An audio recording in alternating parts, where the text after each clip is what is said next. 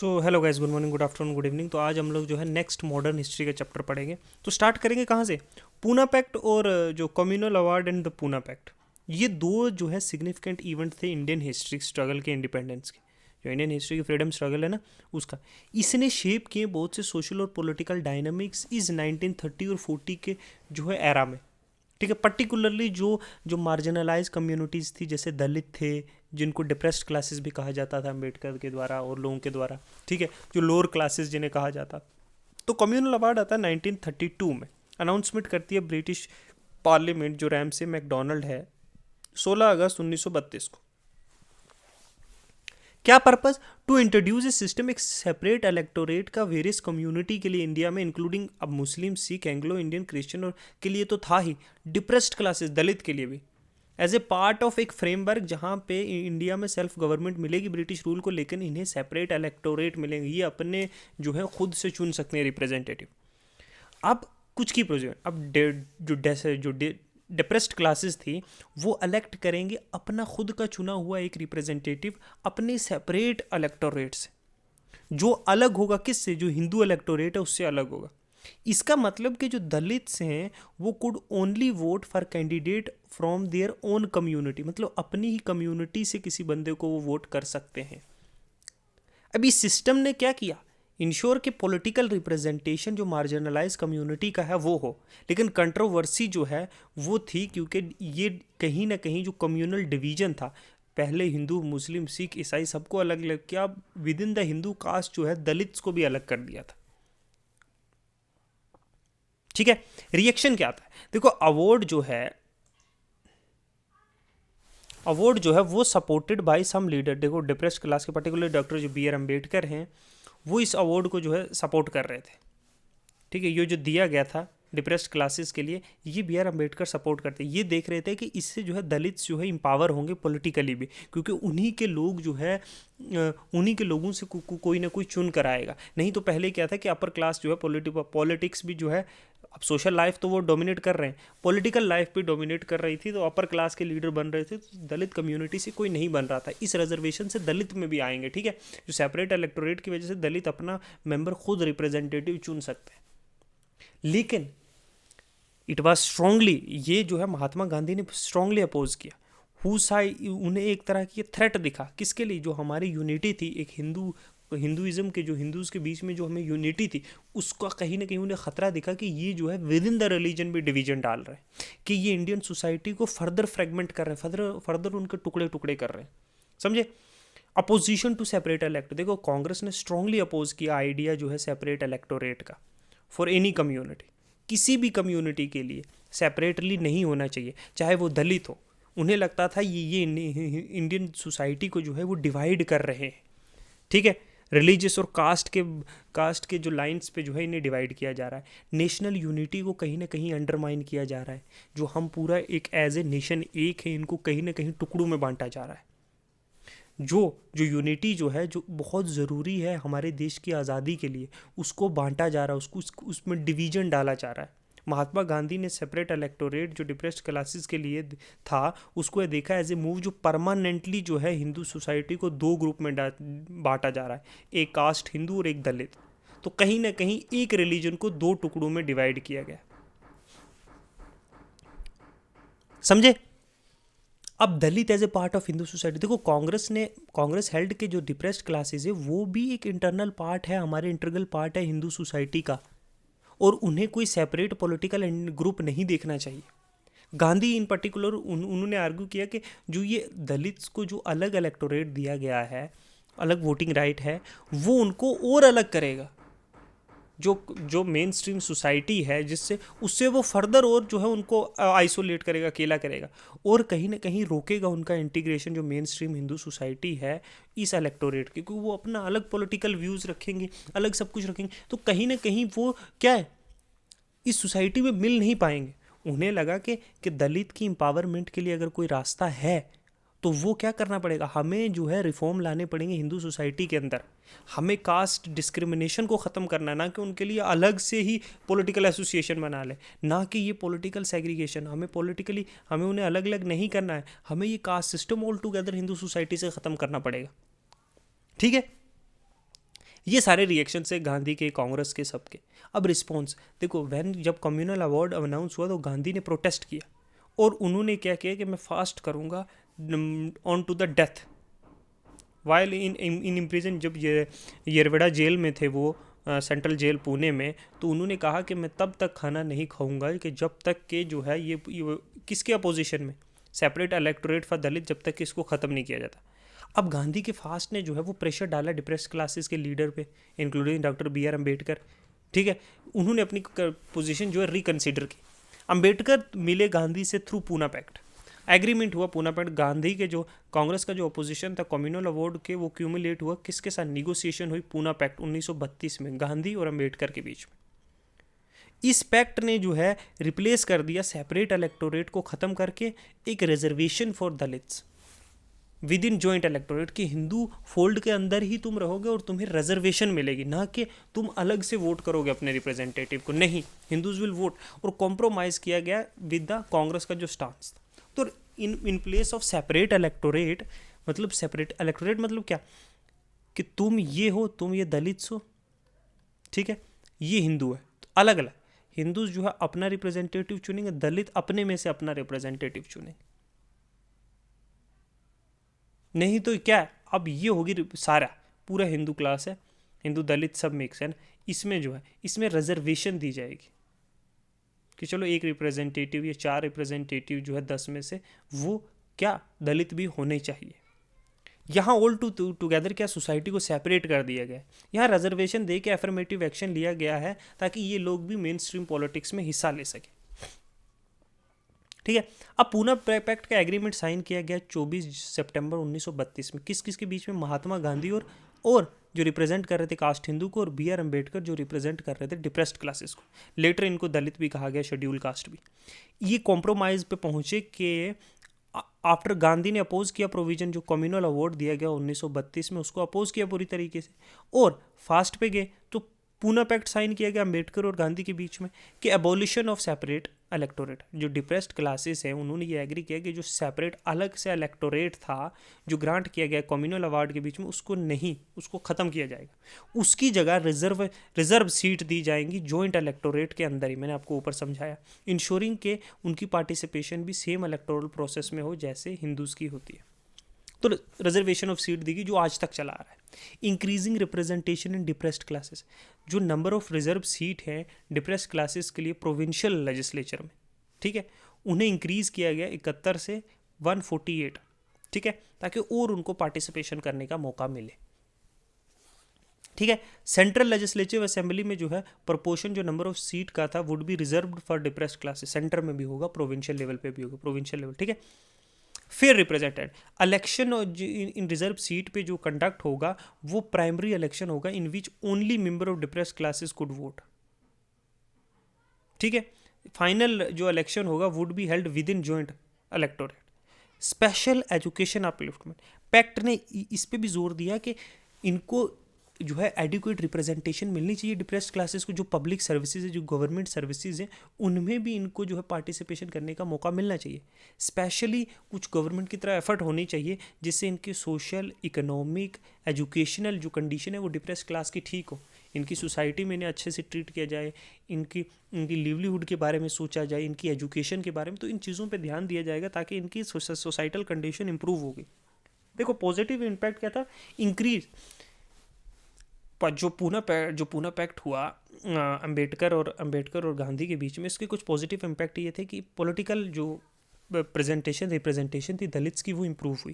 जो provincial legislature में 71 से 148 सीट हुई, तो ये दलित से लोग ही तो आए, ये लोअर कास्ट से तो लोग आए, ये शेड्यूल कास्ट से तो लोग आए ना, डिप्रेस्ड क्लासेस से आए।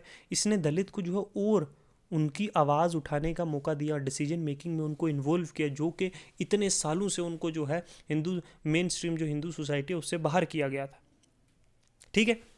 तो रिकॉग्नाइजेशन, दलित इश्यूज, डिप्रेस्ड क्लासेस के जो इश्यूज है, जो डिस्टेंट ग्रुप के जो उनके पॉलिटिकल नीड थे, सोशल नीड थे, जो उनका स्टेटस था इंडियन सोसाइटी में, वो मेन स्ट्रीम पॉलिटिकल डिस्कोर्स में आया, लोगों को पता चला, ठीक है। उनकी प्रॉब्लम के लिए पहली बार कोई लड़ने वाला था ना, नहीं तो दलित वेर ये जो लोअर कास्ट है इन्होंने एक्सेप्ट कर लिया था इनका फेट कि हम इस कास्ट में हम बोर्न हुए हैं, हमारा जो है अब हम जो सह रहे हैं ना, वो हमारा होना ही था, क्योंकि हम दे एक्सेप्टेड। प्रॉब्लम क्या थी कि उन्होंने बाई बर्थ ये एक्सेप्ट कर लिया था कि जो हमारे साथ हो रहा है ये ठीक है। अब जो है रिकॉग्नाइज हुआ कि नहीं, हम भी एक बेटर जो है लिविंग स्टैंडर्ड चाहते हैं, हमें भी जो है हक है जीने का। तो कहीं ना कहीं फाउंडेशन हुआ यहाँ रिजर्व पॉलिसी का, जो पूना पैक्ट ने जो है वो ग्राउंड वर्क रखा, जो आज मॉडर्न रिजर्वेशन सिस्टम है ना, जो शेड्यूल कास्ट शेड्यूल ट्राइब के लिए एजुकेशन में है, पब्लिक एम्पावरमेंट में या लेजिस्लेचर में, इसकी अगर हिस्टोरिकल जो इनजस्टिस को जो है इसको ख़त्म करने के लिए और एफर्मेटिवली जो दलित्स और लोअर कास्ट की अपलिफ्टमेंट के लिए एक्चुअली इसका जो है ये फाउंडेशन यहाँ रिजर्वेशन पॉलिसी में मिलता है। ठीक है। सोशल एंड एजुकेशनल जो है कमिटमेंट, देखो इम्पैक्ट ने बहुत सारे प्रोविजंस से जहाँ जहाँ सोशल इनकी सोसाइटी में इसकी इनकी जो है स्टेटस इंप्रूव करने का, एजुकेशनल कंडीशंस जो है दलित्स के लिए। अच्छा, कैटलिस्ट फॉर दलित मोबिलाइजेशन, देखो निगोसिएशन और डिबेट्स जो सराउंड कर रही थी पैक्ट के अराउंड, जो पूना पैक्ट था, कहीं ना कहीं इसने क्या किया, एक पॉलिटिकल अवेयरनेस फैलाई दलित्स के बीच, इनको इनकरेज किया कि वो इकट्ठा हों अपनी डिमांड्स के लिए, अपने अपने राइट्स के लिए वो लड़े, रिफॉर्म्स के लिए। लीडर जैसे B.R. अम्बेडकर जैसे लोग इमर्ज हुए, की फिगर, जिन्होंने दलित एम्पावरमेंट और उनको इंस्पायर किया फ्यूचर जनरेशन्स में कि if you work hard, if you educate your self, you can do anything, even becoming the chairman of drafting committee of constitution of India. Negative impact क्या हुआ कि loss of separate electorate, कहीं ना कहीं दलित ने जो है जो सेपरेट इलेक्टोरेट था जो ग्रांट किया गया था कम्युनल अवार्ड में, वो जो है खो दिया, और इलेक्ट देर जो अपने इंडिपेंडेंटली अपना रिप्रेजेंटेटिव इलेक्ट कर सकते थे वो नहीं कर पाएंगे। बहुत सारे दलित लीडर्स जो थे इंक्लूडिंग जो B.R. अम्बेडकर थे, वो बिलीव्ड कि जो जॉइंट इलेक्टोरेट है वो कहीं ना कहीं अंडरमाइन करेगा उनकी एबिलिटी कि वो किस तरह का कैंडिडेट चूज़ करेंगे, और जो चूज़ करेंगे वो क्या क्लियरली रिप्रेजेंट करेगा उनके मुद्दों को, depending upon caste Hindu. Joint electorate system में दलित का candidates to had to appeal to caste Hindu voters to win election, क्योंकि जॉइंट है, सब लोग हैं। और ये कहीं ना कहीं डर था कि को ऑप्शन हो या डेल्यूशन ना हो जाए उनकी डिमांड, कि लिमिटेड ऑटोनॉमी होगी दलित लीडर्स की, स्ट्रेंथन ऑफ कास्ट डोमिनेंस। देखो जॉइंट इलेक्टोरेट ने ना एडिवेंटरली क्या किया कि स्ट्रेंथन कर दी जो डोमिनेंस था अपर कास्ट का, हिंदूज का, हम पॉलिटिक्स में दलित कैंडिडेट को अगर सपोर्ट चाहिए ना, क्योंकि अब पूरा एक ही है ना हिंदू सिस्टम, तो इनमें जो है यहाँ हिंदू कास्ट का वोट भी इनको चाहिए अपर कास्ट का, तभी कोई दलित कैंडिडेट जीतेगा। ठीक है, तो ये प्रॉब्लम थी। तो इसके लिए नेसेसरी था कि कास्ट डिस्क्रिमिनेशन पूरी तरह ख़त्म होगा तभी ये होगा, नहीं तो एक अपर कास्ट का इंसान एक लोअर कास्ट को थोड़ी वोट देगा कि उसको रिप्रेजेंटेटिव बनाएगा। तब नहीं था, आज है, आज ऐसा नहीं है, तब नहीं था कि कोई अपर कास्ट का लोअर कास्ट को वोट देगा। फिर अंबेडकर का डिसकंटेंट, अंबेडकर ने बाद में एक्सप्रेस भी किया अपना डिसकंटेंट जो पूना पैक्ट के साथ। उन्होंने कहा कि फीलिंग कि it has imposed on Dalit community under pressure, कि गांधी के फास्ट रखने की वजह से ऑन टू द डेथ ये चीज़ जो है ये इम्पोज हुई है दलित्स पे, ठीक है, दलित कास्ट पे।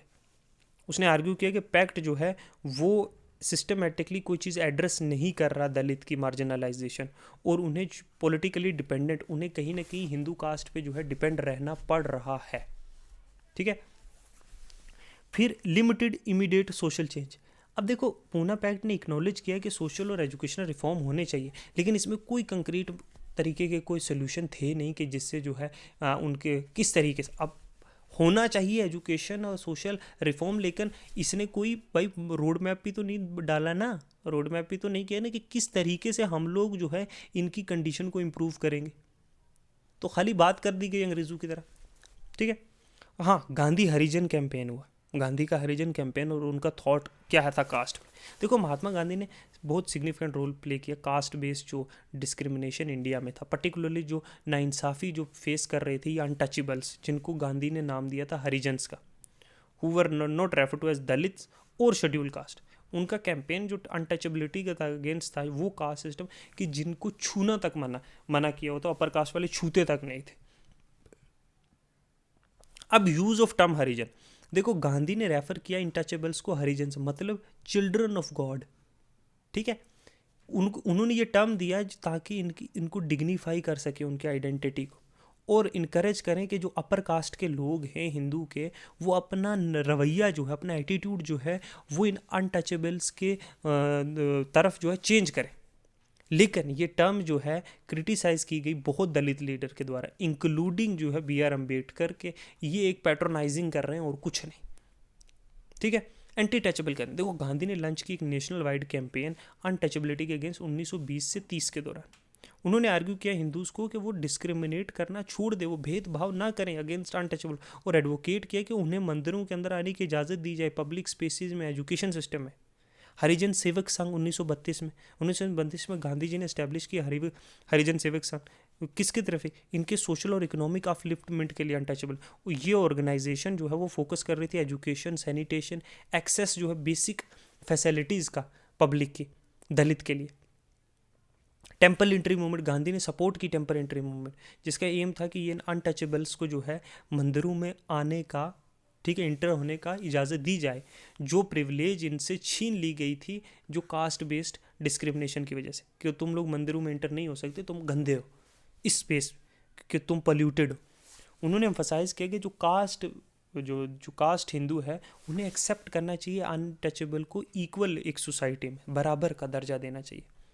हरिजन न्यूज़पेपर, देखो गांधी जी ने हरिजन जो है न्यूज़पेपर स्टार्ट किए जो वीकली पब्लिश करते थे। हरिजन 1933 में अवेयरनेस फैलाने के लिए, अनटचेबिलिटी के लिए और एडवोकेट करने के लिए, सोशल रिफॉर्म के लिए एम्फसाइज किया, एजुकेशन पे अपोज किया अनटचेबिलिटी, हमने देखा है ना। उन्होंने कहा कि व्हेन ही डिस्क्राइब्ड एज एक ब्लॉट है हिंदुइज्म पे, कि एक दाग है हिंदुइज्म कि जिस पर कोई बेसिस हिंदू कल्चर्स में नहीं मिलता है, ठीक है। बिलीव इन वर्ना सिस्टम, देखो गांधी वर्ना सिस्टम को सपोर्ट करते थे कि सोसाइटी का डिवीजन होना चाहिए 4 ग्रुप्स में, उनकी ड्यूटी और उनके ऑक्यूपेशन के बेस में, वो क्या काम करते हैं उस बेस पे। और ये चाहते थे कि वर्ना सिस्टम का एक्चुअल में जो रियल जो एम था वो वही था, प्रमोटिंग सोशल हार्मनी। उन्होंने आर्ग्यू किया कि वर्ना सिस्टम एक आइडियल फॉर्म है, लेकिन कास्ट सिस्टम जो है ना वाज नॉट डिस्क्रिमिनेटरी, लेकिन ये करप्ट हुआ है over the time. Based on occupation होना चाहिए, ना कि बर्थ या फिर कौन साफ है कौन गंदा है, उनकी ड्यूटीज़ और ऑक्यूपेशन, जैसे क्षत्रिय वॉरियर हैं, ब्राह्मण्स प्रीस्ट्स हैं, इस तरीके से। जाति सिस्टम का क्रिटिसिज्म, देखो गांधी ने अप हेल्ड किया कि जो वर्ना सिस्टम है वो बड़ा ज़रूरी है, वो वर्ना सिस्टम जरूरी, लेकिन जाति सिस्टम जो है वो बड़ा क्रिटिकल। ये एक रिजिड हायरार्किकल एक कास्ट सिस्टम स्ट्रक्चर बना दिया, जिसने हिंदू को डिवाइड कर दिया है थाउजेंड्स ऑफ सब कास्ट में, हज़ारों की कास्ट में। इनइक्वालिटी जिसमें हो रही है, बराबरी नहीं, गंदगी और साफ और अनटचेबल्स और ये चीज़ें। उन्होंने कहा इंटरकास्ट हार्मनी होनी चाहिए। गांधी ने एडवोकेट किया कि कास्ट सिस्टम पूरी तरीके से, जो कास्ट सिस्टम की हायरार्की है, कास्ट सिस्टम ऐसे नहीं होना चाहिए, बल्कि कास्ट सिस्टम ऐसे होना चाहिए, हो भी तो बराबर हो, ये नहीं कि एक ऊपर है दूसरी नीचे है तीसरे, नहीं नहीं नहीं नहीं। और ये कहा कि कास्ट सिस्टम अबोलिश हो जाना चाहिए और इंटर कास्ट डाइनिंग होनी चाहिए, सब लोग बैठ के खाना खाएं, सब लोगों की एक दूसरे में शादी हो, सोशल बैरियर्स जो बनाए, जो दीवारें बना दी, इनको ख़त्म करो। लेकिन उन्होंने साफ तौर पर कहीं नहीं कहा कि कंप्लीट अबोलिशन होना चाहिए कास्ट सिस्टम। ये एक मेजर पॉइंट ऑफ कंटेंशन था जो leader like doctor B R Ambedkar ने भी कहा कि पूरी तरीके से ख़त्म ही क्यों ना कर जाए। Gradual reform over revolutionary change, तो गांधी बिलीव करते थे कि सोशली अगर सोशल चेंज आएगा कोई सोसाइटी में तो वो आराम आराम से आना चाहिए, ग्रेजुअल आना चाहिए, रेडिकल मेजर नहीं लेने कि हम एकदम से कोई चीज़ें नहीं ख़त्म कर सकते, उसके जो है उसके कॉन्सिक्वेंसेज होते हैं। कि सोल्यूशन है लोगों का मन परिवर्तन, दिल परिवर्तन, चेंज, हार्ट का चेंज करने, चेंजिंग इन द हार्ट, और उनके दिमाग जो अपर कास्ट के, ठीक है।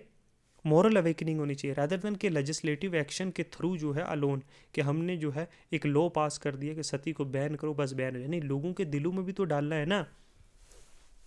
शराब बैन होने से शराब पीना लोग थोड़ी छोड़ते, वो दूसरी जगह से मंगा के पी लेते, लेकिन उन्हें चेंज करना है कि ये ख़राब चीज़ है, ठीक है। Criticism of Gandhi's view on caste, Ambedkar critic, देखो डॉक्टर अम्बेडकर एक लीडिंग दलित लीडर थे, वो क्रिटिसाइज करते थे गांधी को for his support of varna system, argue करते थे कि ये परपिटेटेड कास्ट बेस्ड इनइक्वालिटी है, कि गांधी ने कभी नहीं कहा कि वर्ना सिस्टम को अबॉलिश करो, और अंबेडकर चाहते थे कि वर्ना सिस्टम पूरी तरीके से ख़त्म होना चाहिए। अंबेडकर फेल्ट कि गांधी का अप्रोच जो कास्ट रिफॉर्म का है वो बड़ा ही पैटर्नलिस्टिक है, और वो समझ ही नहीं पाएंगे जो ऑपरेशन जो झेला है दलित्स ने, ठीक है। Resistance resistant to separate electorate. देखो गांधी का अपोजिशन जो कम्युनल अवार्ड का 1932 का है, जिससे जो सेपरेट इलेक्टोरेट मिल रहा था दलित को, ये भी एक सिग्निफिकेंट क्रिटिसिज्म है। अंबेडकर बिलीव करते थे कि गांधी फोकस कर रहे हैं हिंदू यूनिटी पे, और इसके कहीं ना कहीं उसका हर्जाना किसको, उसका नुकसान किसको भरना पड़ रहा है, दलित की पॉलिटिकल एम्पावरमेंट को। इनएडिक्वेट एड्रेसेस ऑफ स्ट्रक्चरल इनइक्वालिटी। देखो गांधी का फोकस मोरल और सोशल रिफॉर्म पे है, रादर देन कोई लेजिस्लेटिव मेजर लेकर जो है एड्रेस करने के जो कास्ट इनइक्वालिटीज़ हैं सोसाइटी में, और इनसफिशिएंट है गांधी एक्टिविटीज़ के लिए जो दलित एक्टिविटीज़। समझे? तो ये क्रिटिसिज्म था अंबेडकर का गांधी के लिए। फिर आता है गवर्नमेंट ऑफ इंडिया एक्ट 1935। देखो एक ये लैंडमार्क पीस ऑफ लेजिस्लेचर पास हुआ था, ब्रिटिश पार्लियामेंट के द्वारा पास किया था, जिसका एम था कि एक नया कॉन्स्टिट्यूशन फ्रेमवर्क इंडिया को प्रोवाइड किया जाए। ये सबसे लॉन्गेस्ट और सबसे ज़्यादा डिटेल में इनेक्ट किया गया कॉलोनियल इंडिया में रूल जो लॉ है, जो फाउंडेशन ले करेगा इंडिया के पॉलिटिकल स्ट्रक्चर की, और ये फीचर भी करेगा बाद में जो later constitution of India 1950 adopt किया जाएगा, यहाँ से बहुत सारे फीचर्स लिए जाएंगे। ठीक है, बैकग्राउंड देखते हैं। देखो एक्ट का बेस जो है वो रिकमेंडेशन है सिमन कमीशन 1927, राउंड टेबल कॉन्फ्रेंस जो 3 हुई, वाइट पेपर जो इंडियन रिफॉर्म का 1930 का था, ये रिप्लेस करेगा 1919 के एक्ट को, जो incorporated the lessons from the short coming, specially जो डेआरची का जो मिजरेबली फेल हुआ था उसको इम्प्रूव करने का कहीं ना कहीं एक तरीका था। तो 1935 का एक्ट है उसको अब हम लोग थोड़ा डिटेल वाइज कवर करेंगे। ठीक है, जो की प्रोविजंस हैं गवर्नमेंट ऑफ इंडिया एक्ट 1935 का वो देखते हैं। Introduction of provincial autonomy. देखो डीआरची अबॉलिश कर दी गई प्रोविंशियल सिस्टम में। गवर्नर को अब नाउ रिक्वायर्ड था कि वो एक्ट करेगा एडवाइस ऑफ मिनिस्ट्री पे, जो रिस्पॉन्सिबल है प्रोविंशियल लेजिस्लेचर में। प्रोविंसेस वेर गिवन ऑटोनॉमी, बहुत सारी एरियाज में उन्हें आज़ादी दी गई और उन्हें पावर भी दी गई कि वो बहुत सारे सब्जेक्ट्स पे लॉ बना सकती है।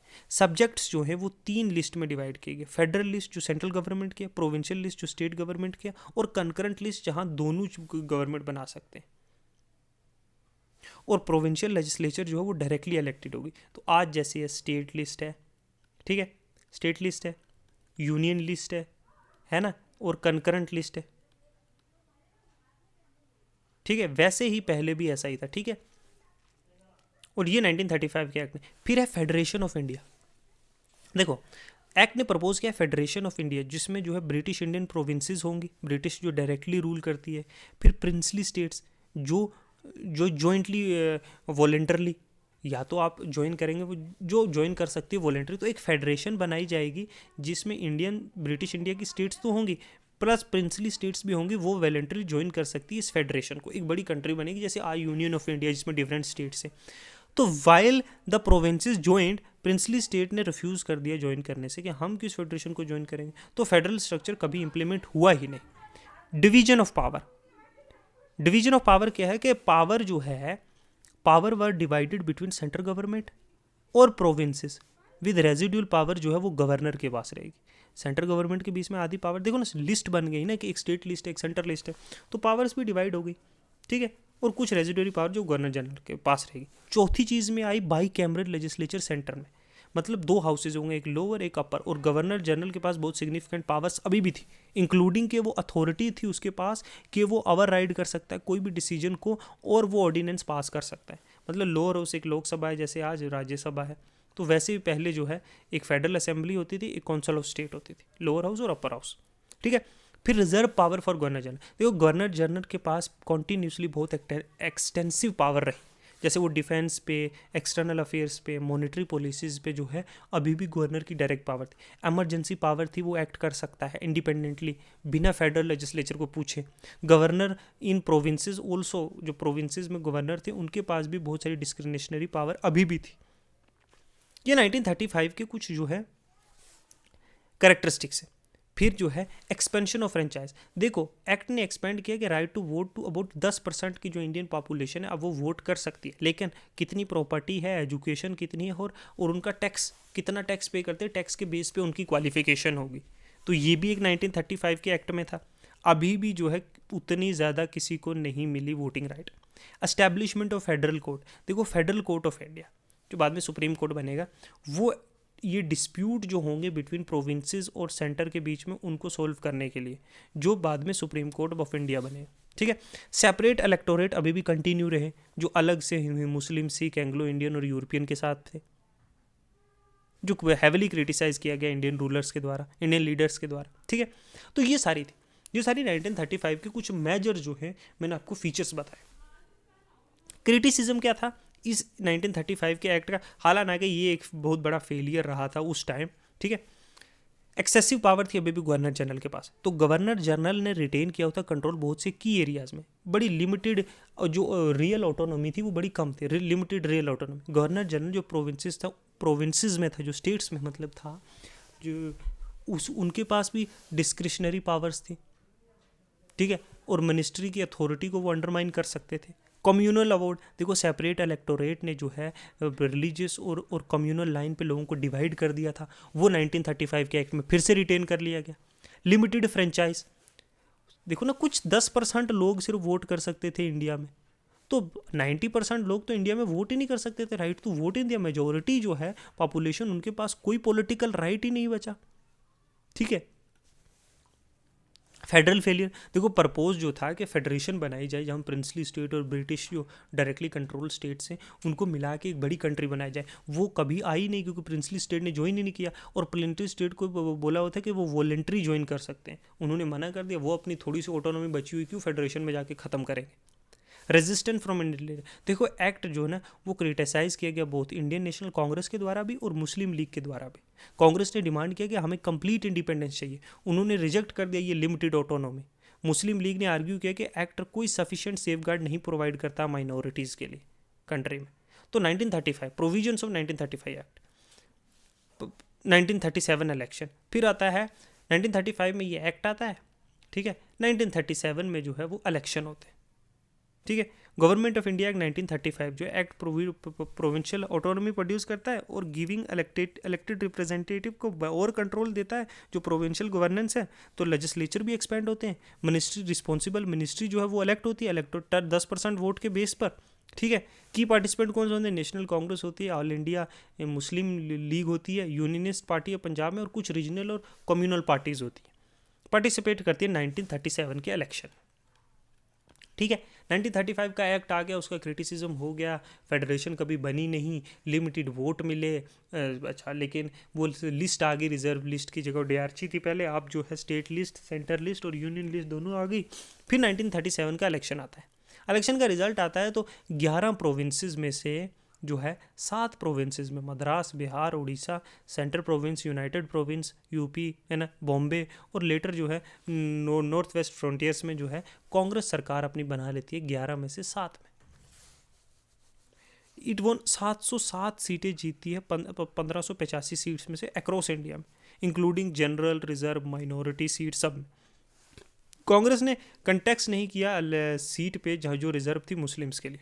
ठीक है, leading to limited reservation of Muslim within its leadership. तो ये कहीं ना कहीं कांग्रेस जो का एक बहुत बड़ा फेलियर था, जो कम्युनलिज्म को यहाँ पे, कि उन्होंने जो रिजर्व सीट थी मुस्लिम पे, उन पे कंटेस्ट ही नहीं किया इलेक्शन। ठीक है, मुस्लिम लीग ने 109 सीट जिसे जीती। देखो 482 मुस्लिम लीग की रिजर्व सीट थी मुस्लिम्स के लिए, उनमें से भी सिर्फ 109 सीटें ही जीती।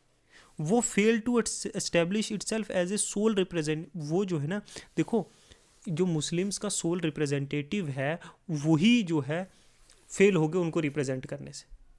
मुस्लिम्स ने ही मुस्लिम लीग को वोट नहीं दिया, सिर्फ 482 में से 109 सीटें जीती।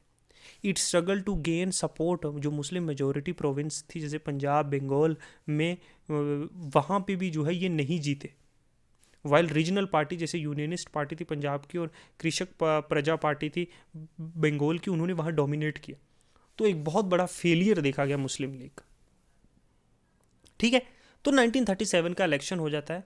ठीक है, उसमें जो है रिजल्ट्स आ जाते हैं। 1935 का एक्ट पढ़ा हमने पूना पैक्ट पढ़ा है ना, हमने गांधी का जो है हरिजन मूवमेंट पढ़ी। ठीक है, तो ये सारी चीज़ें आज के लेक्चर में रखते हैं।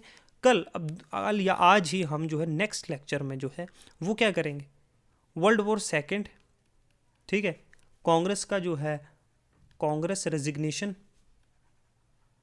ठीक है, कांग्रेस का रेजिग्नेशन।